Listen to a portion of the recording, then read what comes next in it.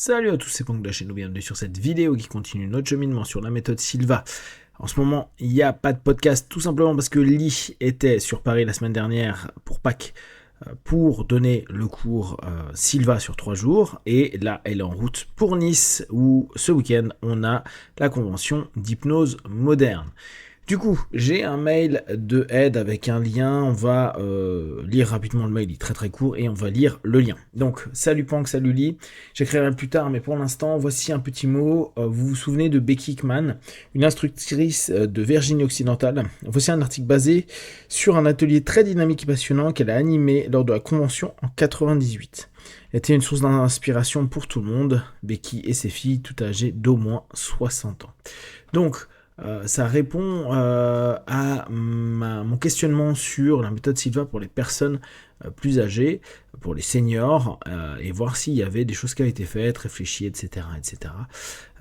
Donc, c'est les valeurs de Silva ISP à mesure que nous vieillissons. Devenir meilleur en vieillissant, donc par Rebecca Hickman.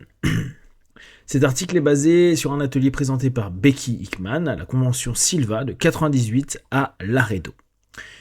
Les techniques Silva m'ont certainement permis de rester sur pied, de me sentir bien et heureuse pendant toutes ces années.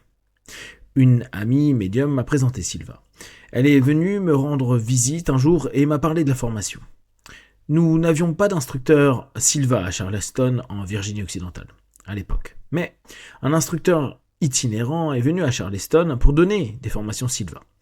Ça, c'est toujours amusant, et vous l'avez eu au travers des podcasts avec Lee. On voit bien que le début de la diffusion de la méthode a pris son temps et que c'est une structure de développement qui a pris du temps. Maintenant, il y en a dans le monde entier, etc. Il y a beaucoup d'instructeurs formés, etc. Mais imaginez au départ, c'était un petit peu comme dans certains secteurs en France ou en Europe, où c'est des personnes d'autres villes qui vont dans d'autres secteurs, même si les instructeurs sont sectorisés sur la France, l'Europe, etc. Mon ami m'a dit, c'est une très bonne formation. Je l'ai suivie il y a 20 ans et elle a changé ma vie.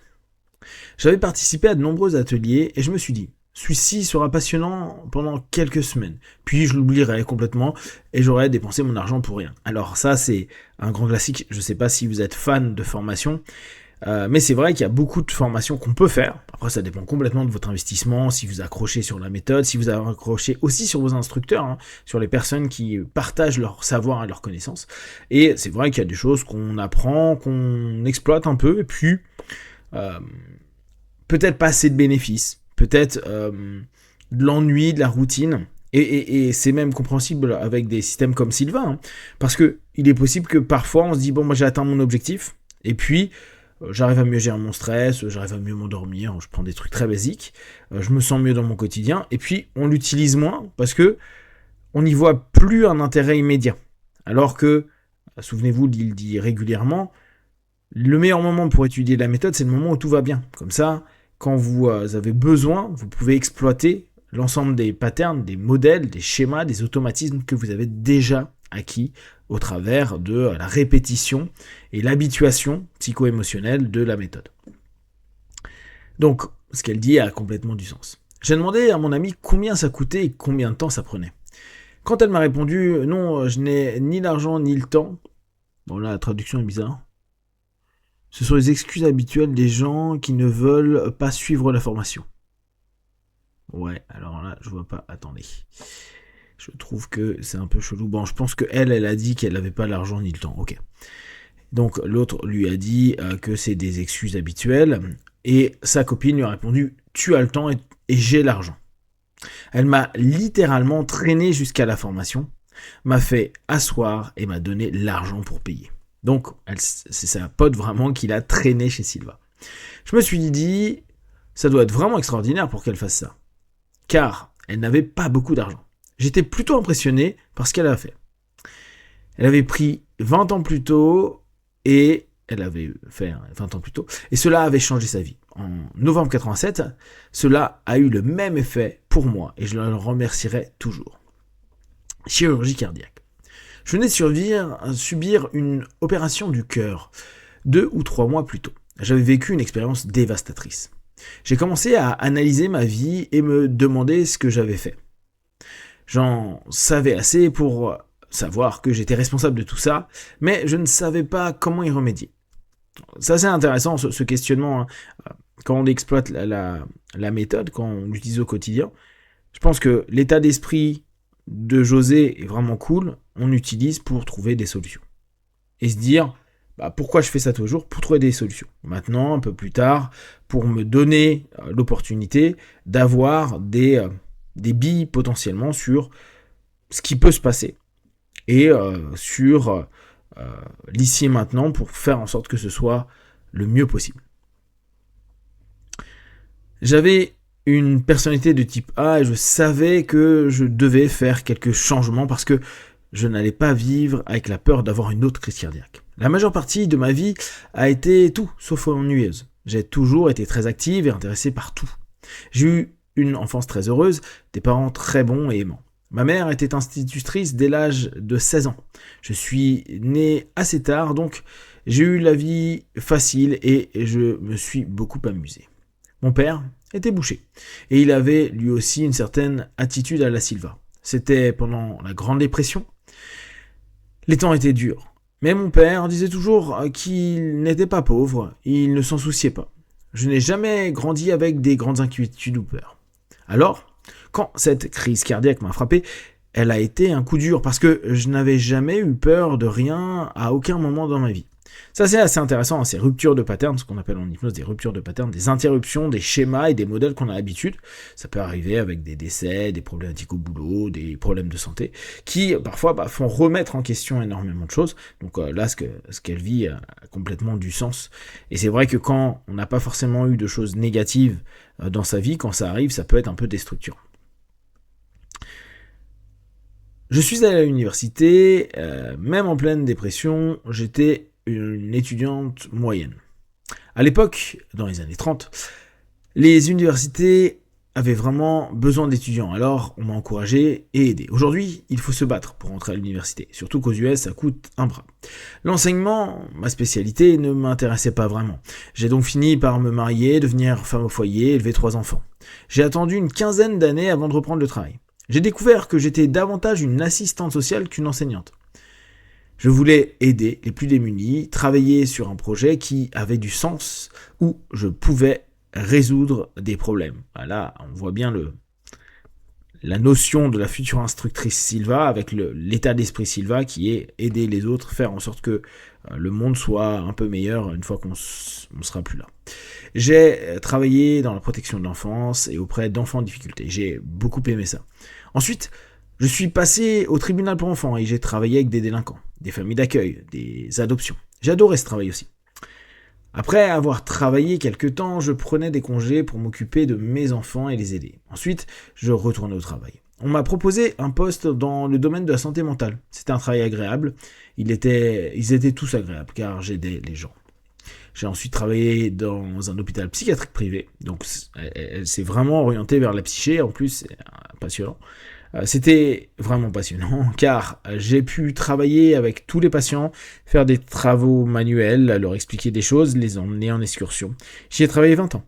L'administrateur de l'hôpital a dit « Je ne sais pas ce que vous faites, mais je pense que vous faites du bon travail parce que cela rend les patients heureux et c'est tout ce qui compte. » La vie s'arrête-t-elle à 65 ans? Intéressante question. J'aurais presque détesté partir de là. Mais j'ai fini par avoir 65 ans et la plupart des gens prennent leur retraite à 65 ans. Bon, c'est plus le cas maintenant. Je suivais simplement le modèle que beaucoup de gens pensent. Quand on a 65 ans, on doit prendre sa retraite. Vous voyez l'ensemble des patterns sociaux et à quel point c'est impactant dans la vie de tout à chacun. On peut répéter des modèles simplement parce que la société nous habitue à ça et parfois on se pose même pas la question de se dire mais moi je veux faire autrement, j'ai pas envie de ça. Est-ce qu'il y aurait moyen de faire autre chose?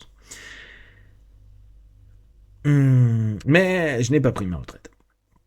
J'ai accepté un poste de directrice générale chez Parents Anonymes. Cette association travaille avec les personnes qui maltraitent leurs enfants et tente de briser le cycle de maltraitance transmis de génération en génération. Les gens ne se rendent pas compte qu'ils ont été maltraités et c'est pourquoi ils maltraitent leurs enfants. J'ai également travaillé dans un groupe, dans un lotissement de la région de Charleston, où il y avait beaucoup de drogue et d'autres problèmes. Je reçois encore des appels de parents qui veulent savoir ce qui va se passer si leur enfant est traduit en justice et ce qu'ils peuvent faire. J'essaie de travailler avec eux. J'aimerais leur donner la méthode Silva en entier, mais je n'ai pas encore trouvé le moyen. Comme quelqu'un l'a dit un jour, rien n'est gratuit. Tout est payé par quelqu'un. Je n'ai pas encore trouvé la personne qui pourrait prendre en charge les frais liés à la formation de ces personnes. J'ai dû penser que je vieillissais à l'époque, je commençais à me sentir vieux, vieille en l'occurrence. Quand on regarde le calendrier, qu'on a 65 ans, et je devais avoir plus de 65 ans à l'époque, ça peut commencer à nous peser. Les premières années, après ma retraite entre guillemets, je voyageais, je travaillais bien et je créais d'autres groupes, parents anonymes. Parallèlement, je m'adonnais à l'art, sculpture et peinture. Je faisais toujours du yoga 3 fois par semaine et je continue, je restais active. Mais j'ai fini par abandonner. Je me suis dit, bon, je vieillis, je vais laisser la relève à ce jeune homme diplômé en travail social. J'étais enseignant.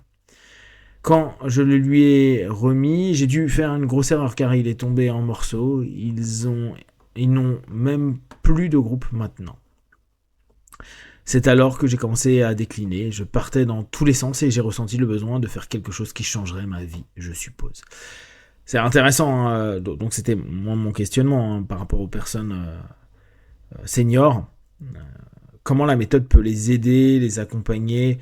Là, elle encore, elle avait, notamment en ayant bossé dans la psychiatrie, il y avait déjà des ouvertures au travers, j'imagine, de la psycho.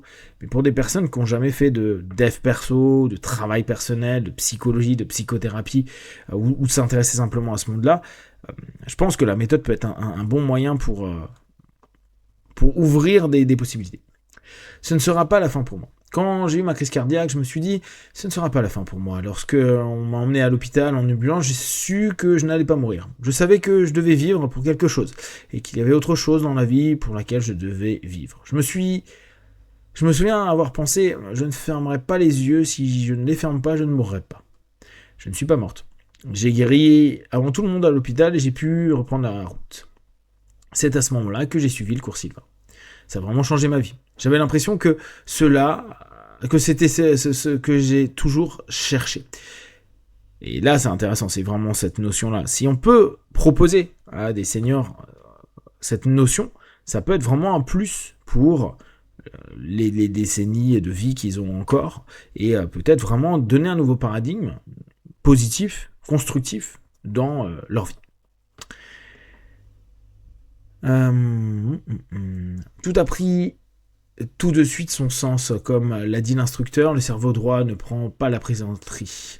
Et il ne le prend pas. Je me souviens qu'une de mes expressions préférées était « ça me fait vraiment mal au cœur ». Je ne sais pas quel genre de message j'envoyais à mon corps, mais je me suis vraiment investi et j'ai arrêté de les envoyer très vite. Donc là, on est sur l'attention que l'on porte à son self-talk, faire attention à ce que l'on dit, si on peut éviter des choses qui pourraient être interprétées ou ressenties par nous-mêmes comme une autosuggestion, autant l'éviter.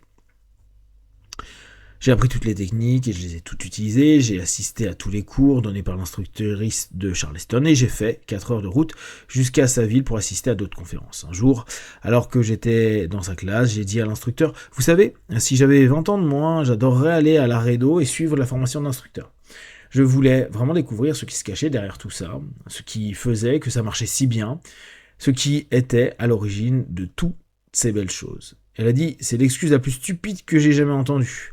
Tu sais que tu peux aller à Laredo et devenir instructrice si tu veux. » Puis j'ai commencé à me dire que je pouvais peut-être.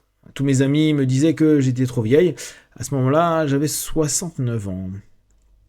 Qui va te faire suivre une formation et te laisser commencer à 69 ans? La société n'accepte pas ce genre de choses. Tu sais, on est censé vieillir, décrépir pour finir en maison de retraite à 70 ans. Je vous lirai la deuxième partie parce que c'est vrai que j'avais pas vu que c'était aussi long sur une autre vidéo. Si vous avez déjà des questions et des remarques, vous les partagez sur Facebook, YouTube, j'y répondrai le plus rapidement possible.